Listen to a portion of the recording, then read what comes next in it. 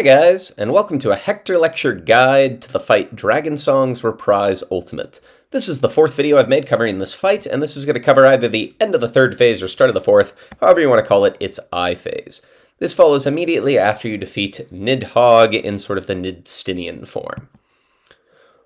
Once you manage to defeat Nidhogg and you get the unpossessed Estinian fall to the ground and the eyes appear on either side, you want to start stacking south. The reason is that Alphinaud is going to run onto the stage, and you're going to have two spirits start to appear next to each of these eyes. One of these is going to target Alphinaud, and the other one's going to target a random party member. What's going to happen is at the end of this, a buff is going to emanate out from Alphinaud and the random player, and we want as many people as possible stacked within them. Anybody within the circle is going to receive the buff, the two buffs being Soul of Devotion and Soul of Friendship. Each of these buffs allows you to attack one of the eyeballs, and since there's no punishment for having both buffs, we're going to stack everybody together to make sure everybody has both buffs and can attack both eyes. As the eyes appear and become targetable, you're going to see a Nidhogg's influence bar appear. This is our enrage timer for this phase. If this gets to 100 and either the eyes is still alive, it's a wipe. One last thing before we begin. Technically, the names of these eyes respectively are the right eye and the left eye. You can see why this is confusing from a top-down perspective. So I will be referring to the eyes as blue and red to avoid confusion. Immediately as this phase starts, you want the majority of your party to attack the blue eye, but make sure that both of your tanks establish aggro each on one of the eyes. This is because the eyes still use auto attacks and they hit for some pretty chunky damage, so make sure that each tank has aggro on one of the eyes. And prepare, you're about to get a fairly light raid wide with a bleed effect attached to it.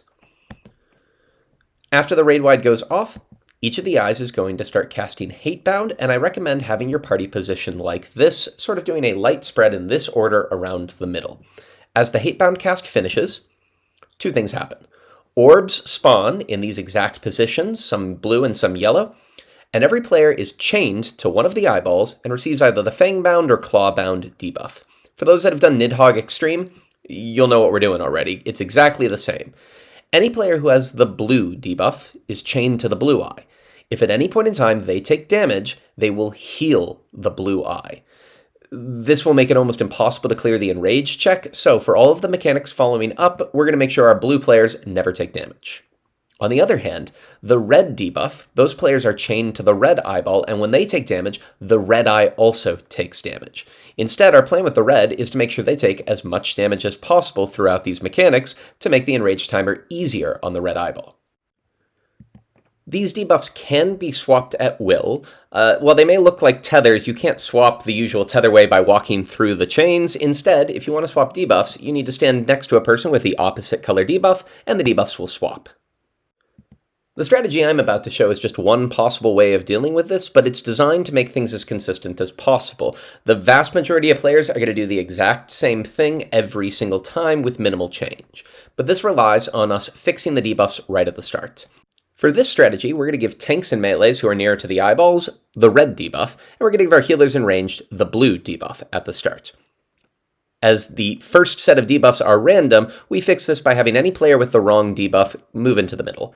This might seem very familiar to anybody who's done P4S recently, as this was a common way of dealing with the debuffs at the start of that fight.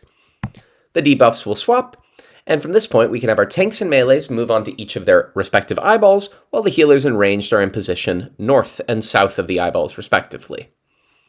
You might have noticed that the yellow orbs have grown. This is part of the mechanic. See, these orbs will explode naturally at a certain time, and we need to have players soak them before they explode to prevent a wipe. When they grow, they increase in the amount of damage they do to players that soak it. We need this. We want these orbs to grow as big as possible to make the enrage timer easier on the red eyeball. So, our tanks and melees have already seen the yellow orb grow once. They need to wait until it grows a second time, and then move into that yellow orb. They're going to take very heavy damage, but also do a big chunk of damage to the red eye. Immediately after this happens, all players can stack onto their respective eyeball to swap the debuffs over to the healers and ranged. Those healers and ranged need to now wait for the blue orbs to grow their second time before they move into the blue orbs and pop them for heavy damage. That's how the orbs should work. After the orbs have finished, each of the eyes is going to start to cast Mirage Dive. I recommend having all of your tanks and melees move over carefully and stack with their blue debuff on the eyeball, while the healers and ranged take different cornered positions around the eyeball. When Mirage Dive finishes, you're going to get 2 Stardiver Dragoons diving down onto 2 random red debuff players. This dive gives them a physical vuln-up that prevents them from being able to take another dive. Now, because it's completely random which 2 red players get dove on, when the second set of dives happens shortly, there's every possibility that one of the players who was just dove on will get dove on again, and that will kill them. So we need to have the 2 players that were just dove on swap with 2 of the blue players waiting on the eyeball. For consistency, this strategy has the tanks doing the first swap always. You might need a call out to be able to decide where you're going, or you can have a strategy of who always looks north and goes clockwise, who always goes counterclockwise. Up to you. Either way, have your tanks move out to the 2 players dove on, swap, and then take position as the second dives go off. Whoever got dove on here needs to swap with our melees, who don't have a physical vuln and have the blue debuff. They'll swap out. You might notice that the healers and ranged, who were the first ones jumped on, their physical vuln has just run out. This is by design. They're going to have to be the players that swap out for this third jump. So we see that M1 and H2 get jumped on. The healer and range that were in the middle, they're going to swap out. And they're going to take the new debuff. And now we get one final dive, but there's no more swaps, so you don't need to think through much with this. Just make sure everybody's topped up. Now, the chains do persist at this point, but I'm going to remove everything because at this point it's just a DPS check. There's nothing else that matters with it. Steep in Rage is going to be cast by both the blue and the red eyeball. This is what would otherwise be a fairly mild raid wide, but if both of these go off, it'll count as one of the heaviest raid wides in the fight. In addition to that, it'll do pretty significant healing to the blue eye, making Enrage hard to clear. Thus, before this cast goes off, you want to have killed the blue eye, ending its Steep Enrage cast. Start DPSing the red eye, the Steep Enrage raid wide will go off, and the damage will cause the blue eye to come back to life, but only with a sliver of health. From here, it's just a race to see can you beat the Nidhogg's influence gauge. If that gauge gets to 100 and either of the eyes is still alive, the dragon version of Nidhogg will drop down, cast Revenge of the Horde, and wipe the party. Instead, if you manage to kill both of the eyeballs before the gauge gets to 100, something weird happens. You're going to end up traveling all the way back to the very first phase of the fight, not Thornton, the Vault phase.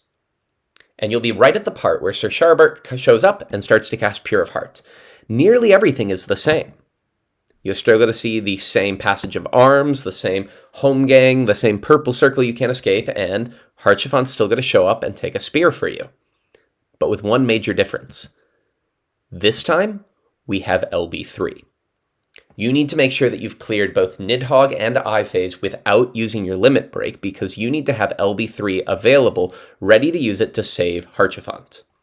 As soon as he's targetable, use a tank LB3.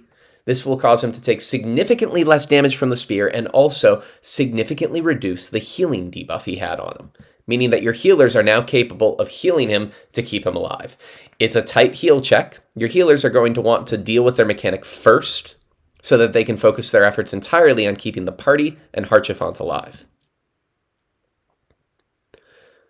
Shortly after the healers get hit, the tank LB is going to fall off, and you need to be watching Harchifant's health because it will continuously drop. Everyone else deals with the mechanic exactly the same way as they did before. This is why we had tanks go last, so that there was no chance that they'd still be locked in LB animation while the mechanic was going off and they had to move. As the purple circle disappears, make sure that everybody in the party, including Harchifant, has a nearly full health, because Pure of Heart will be cast and do significant damage to all, and you cannot let Harchifant die to it. As the raid-wide Pure of Heart goes off, you're going to see that Spear of the Fury has now appeared as a targetable hitbox in the middle on top of Harchifant. Immediately go over and start to DPS it down. Healers, you don't need to worry about Harchifant's health anymore. This is a pure DPS check. The spear is going to cast Pierce, and you need to have killed the spear before it can get this cast off to save Harchifant. If you do, you will have changed the timeline that you're on, and you now start the Reprise part of the Dragonsong Ultimate. The stage will transition into a brand new arena, and get ready for the 5th phase of the fight. Thank you so much for watching my guide. I hope you found this useful. This is a phase that has a lot of different ways to do it, so please let me know in the comments section if you found a significantly better way of dealing with the debuffs, the orbs, and the Mirage Dives. I'm always happy to hear new ways of dealing with this. Thanks so much for watching, guys. Take care.